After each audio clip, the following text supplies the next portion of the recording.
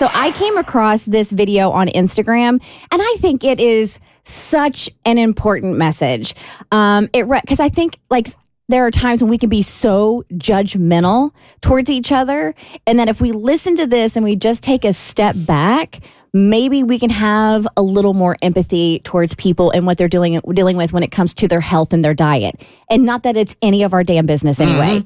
So this is at @thefitnesschef_.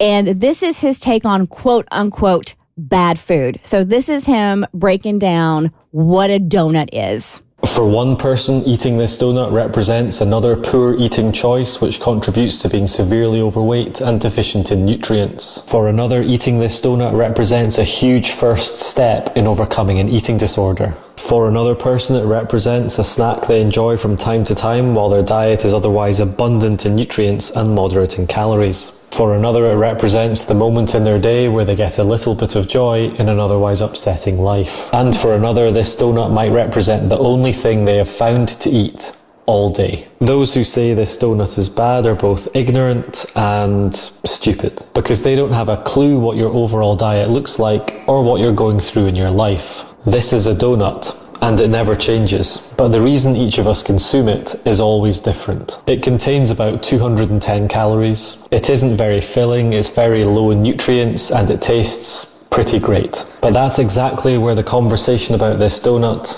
should stop. Eat the donut. Or don't eat the donut. It's up to you. Be accountable. Or don't be accountable, that's also up to you. But don't let idiots that know nothing about nutrition dictate your food choices. I think that's everything. All right then, well, bye.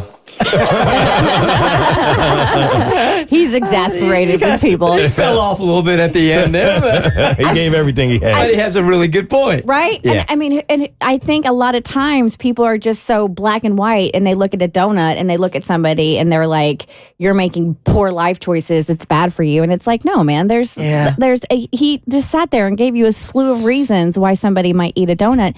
And at the end of the day, it's none of your damn business. Right. Doesn't it feel like everybody is up in each other's business now because of the internet? Absolutely.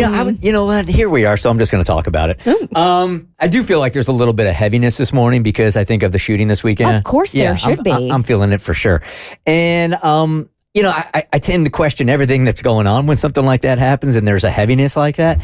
And there was a breach of AT&T's, iCloud also. So there's all sorts of information. All your personal information is out there now also. And the reason why I'm tying these two things together is I know that there is no going back, but I do think we have to ask ourselves, is the world a better place since the internet was here, man? I mean, because here we're talking about a donut and we're talking about all these judgments. And I assure you, and Cassie, please don't take this the wrong way, but this is what you have told me also. If I put a video up of me eating a crumble cookie and Cassie puts a video up online of eating a donut, those comments are going to be very, very different. Let's try it.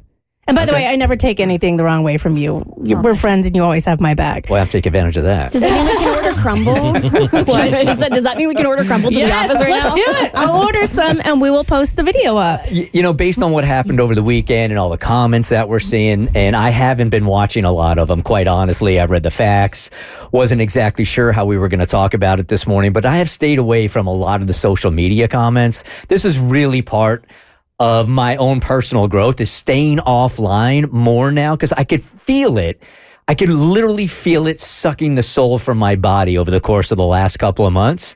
And I really feel like, again, there's no turning back on what's going on the internet, but these judgments and these insults and these opinions based on nothing, nothing about what's going on in somebody's personal life, I really feel has set us back. I know I sound old and there's no going back. The only thing you can really do is control yourself from it. I mean, and I don't think you're wrong, though. I think the internet is a fantastic invention that has allowed scientists and the intellectual community to collaborate, and it's one of the greatest inventions in human history. The problem is people use the internet to let the dark parts of their psyche out, and they think that they're above retaliation or consequence. So people will hide behind avatars, or they'll say the things. Everyone's always been thinking this stuff.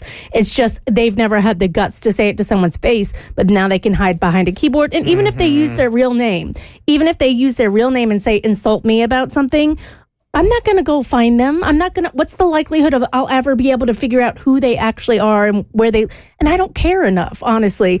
But I think that's the issue with the internet is people now don't have a filter. And I do think that it creates either a conscious or subconscious feeling that the world is just a really bad place. Mm-hmm. And I still don't believe that. As much as I want to fight through it, I still don't believe that. But when you're online and you're seeing people being so mean to each other, or after a person almost gets shot in the face this weekend, there are jokes and people are focusing more on conspiracy theories than the concern about why it happened. That's a problem. And I don't know how to go back. Yeah, I'm not a big fan of social media. I never have been. We have to use it for obvious reasons. But I especially once I found out that it's catering everything towards what you already believe and it's narrowing your opinions and views on things, it's so dangerous. But at the end of the day, I really don't like to blame social media because like Cassie said, it does a lot of good. It's really like any other form of anything. Really, it's how you use it. And it's unfortunate that more people seem to use it in a way where they don't look at everyone else on there as people. They just see them as, I guess, objects and figures to make fun of and to belittle, and that's what makes it seem so bad. But ultimately, it really is how people use it more than it is social media itself. I heard an interesting word or two a couple of weeks ago that really resonated with me. And it was this, because people were saying, hey, have you read some of the comments on your guys' Facebook page? And at the very same time, I was listening to a podcast that used the word pain shopping. Sometimes I think we go online to pain shop. Mm-hmm. I agree. And the pain is going to be out there and the comments are going to be out there. And the only real control we have over that is not looking at it. Nothing says that we have to look at it. I mean, you used to call me out on that all the time back in the day, and I called social media cutting. It was Facebook cutting. Yeah. And I the negativity is there, and if you're seeking out, because everybody's not going to agree with what you have to say. It would be lovely if we could have polite discourse and we could have polite disagreements, but that's just not some people's. That's just not some people's jam.